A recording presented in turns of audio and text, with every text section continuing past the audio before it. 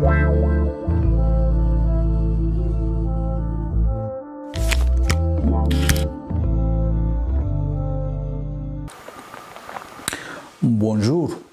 En ce jour de la 8e de Pâques, je vous souhaite d'être heureux et en bonne santé en célébrant la résurrection de notre Seigneur Jésus-Christ, en nous souvenant dans nos prières de tant de personnes qui souffrent d'une manière ou d'une autre pendant ces vacances.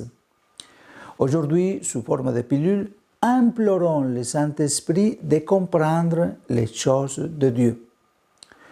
Aujourd'hui, dans la liturgie, on nous présente la suite de l'histoire de l'apparition de Jésus aux disciples d'Emmaüs, que l'on retrouve dans le Saint-Évangile selon Saint Luc, chapitre 24, du 35 au 48.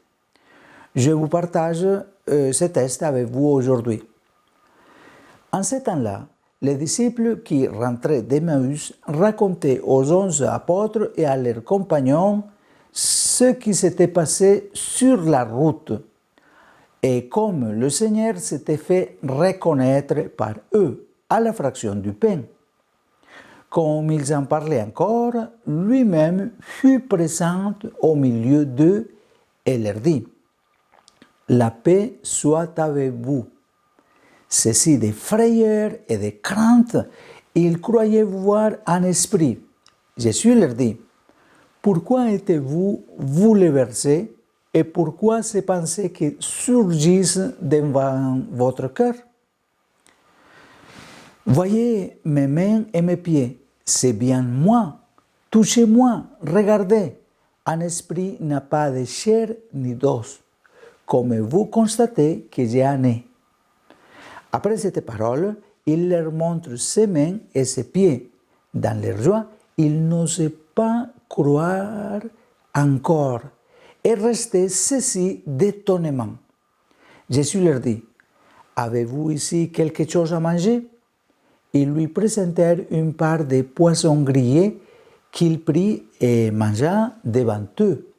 Puis il leur déclara : « Voici les paroles que je vous ai dites quand j'étais encore avec vous. Il faut que s'accomplisse tout ce qui a été écrit à mon sujet dans la loi de Moïse, les prophètes et les psaumes. » Alors, il ouvrit leur intelligence à la compréhension des Écritures. Il leur dit : « Ainsi est-il écrit que le Christ souffrirait, qu'il ressusciterait d'entre les morts le troisième jour, et que la conversion serait proclamée en son nom pour le pardon des péchés à toutes les nations, en commençant par Jérusalem. À vous d'en être les témoins. » Acclamons la parole de Dieu. Louange à toi, Seigneur Jésus. Pour les disciples de Jésus comme pour nous, il n'est pas facile de croire qu'un mort puisse ressusciter. Bien qu'ils aient vu de loin comment Jésus a été crucifié, ils ont été témoins de la manifestation de la nature avec les ténèbres et les tremblements de terre lorsque Jésus est mort. Ils ont sûrement essayé de consoler la Vierge Marie et les femmes qui se lamentaient d'une si triste fin pour Jésus. Il est possible qu'ils aient eu un sentiment d'amertume et de désolation ainsi qu'une grande culpabilité d'avoir abandonné Jésus. C'est pourquoi lorsque les femmes ont annoncé la résurrection, elles n'ont pas cru. Maintenant qu'ils le voient en personne, ils ne peuvent pas croire ce qu'ils voient et pensent que c'est un fantôme. Ils avaient entendu à plusieurs reprises que, de la bouche de Jésus, qu'il allait être livré aux Juifs, qu'il serait condamné à mort et qu'il ressusciterait. Cependant, ils n'ont jamais compris ces mots et maintenant qu'ils étaient devant le ressuscité, ils ne pouvaient pas y croire. Jésus alors, pour les aider à réagir et à se rendre compte qu'il est bien là, les invite à les toucher, car un fantôme n'a pas de matérialité, puis il demande à manger et mange devant eux. Mais les apôtres continuent à être pleins de stupeur.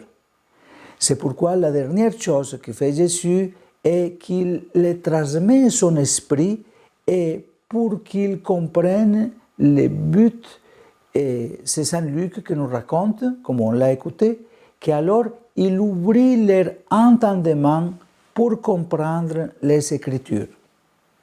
Aujourd'hui, lorsque nous récitons le credo, nous disons que nous croyons en la résurrection du Christ et en la résurrection des morts. Cependant, parfois, ce sont des mots vides de sens dans notre tête, car plus tard, on finit par parler de réincarnation, ou même certains disent qu'après la mort, il n'y a finalement rien.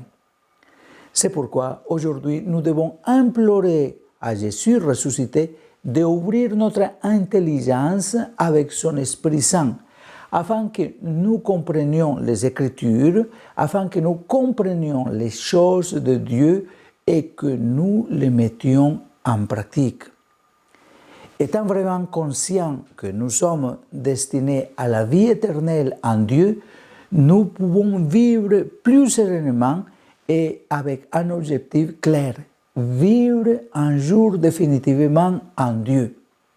Cela nous amène à faire de notre vie un don d'amour pour obtenir ce paradis que le Christ a gagné pour chacun d'entre nous. Alors, en ce jour, implorons le Saint-Esprit pour comprendre les choses de Dieu, afin que nous aspirions toujours à la vie éternelle, ayant une vie conforme à ce que nous espérons. Bonne journée à vous tous.